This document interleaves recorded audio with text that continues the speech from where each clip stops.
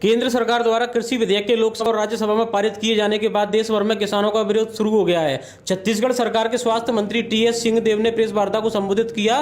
देखिए भोपाल से आमिर अली की रिपोर्ट।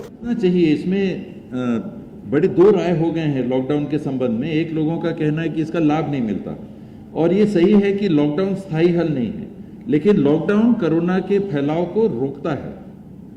कुछ समय के लिए उसको जरूर उस पर प्रभाव पड़ता है, उसके फैलने पे निश्चित रूप से रोकता है। तो जब ज्यादा केसेस बढ़ रहे हैं तो जरूर लॉकडाउन पे विचार करना चाहिए और मेरे राय में 10 दिन से कम नहीं होना चाहिए। आपने एक हफ्ते का लॉकडाउन अगर किया तो जिस दिन से लॉकडाउन चालू हुआ उस दिन अगर कोई इन्फेक्ट हुआ तो सिम्टम्स आने में तो 5 दिन ऐसे ही लगते हैं। तो 5 दिन तक तो पुराने केस आपको पता चलेंगे। लॉकडाउन के अंदर का जो है सिलसिला, अगर 2 दिन माने 2 दिन का लॉकडाउन रहा, अगर 7 दिन का इंक्यूबेशन पीरियड अगर हमने 5 दिन का माना तो जिस दिन से लॉकडाउन लागू किया उसके परिणाम तो 5 दिन बाद पता चलेंगे। तो 7 दिन के लॉकडाउन के 5 दिन तो पुराने केस आएंगे। हो सकता है वो एक सरकार गिराने के चलते कोरोना फैला देश भर में भी, और ये दुर्भाग्य होगा अगर मध्य प्रदेश में उसके दुष्परिणाम आएंगे। किसान 5 एकड़ से कम का मालिक है, परिवार 1 एकड़ भी जमीन नहीं आएगी आदमी पीछे। 86.21%। छोटा किसान जब कॉरपोरेट से दस्तखत करेगा, अग्रीमेंट करेगा, वो अंग्रेजी की उन कंडिकाओं को पकड़ेगा क्या? पढ़ पाएगा, समझ पाएगा? मैं नहीं पढ़ता।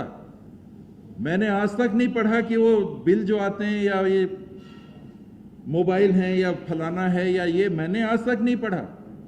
खुदा न खास्ता केस नहीं हुआ है।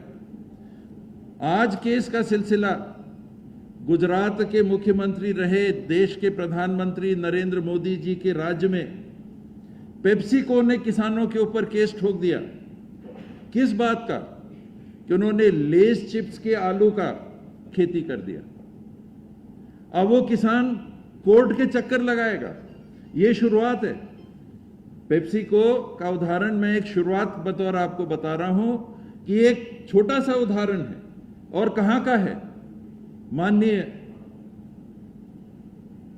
प्रधानमंत्री नरेंद्र मोदी, जिनको अपने राज्य में मुख्यमंत्री के रूप में काम करने का गहरा अनुभव था, 6 साल से ज्यादा आज प्रधानमंत्री के रूप में शायद उनके हो जा रहे हैं, और उन्होंने ऐसा कानून लाना उस किसान के हित में समझा जो जब कॉरपोरेट से अग्रीमेंट करेगा और कॉरपोरेट कहेगा कि तुमने तो फलाना शर्त कर दिया, तुम्हारा टमाटर का छिलका मोटा है, पतला है, हम नहीं लेते, तुम्हारा ये ऐसा है, तुम्हारा वो ऐसा है।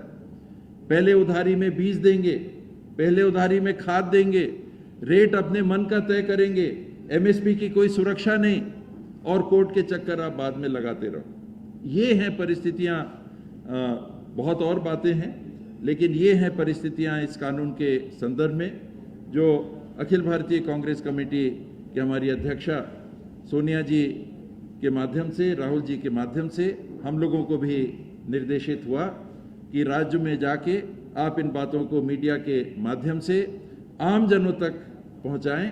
और मैं विश्वास करता हूं कि जागरूक मीडिया जो आज प्रजातांत्रिक मूल्यों की रक्षा के लिए बहुत बड़े दायित्व को निभाने की भूमिका में है, वो अपनी भूमिका को निभाते हुए इन बातों को आम जनों तक जरूर पहुंचाएगी, लोगों को इस कानून के वास्तविक उद्देश्यों के बारे में जागरूक करेगी और अपने हक की लड़ाई के लिए आम जनों में वो संघर्षशीलता भी पैदा करेगी जिससे ये कानून वापस लिए जा सके।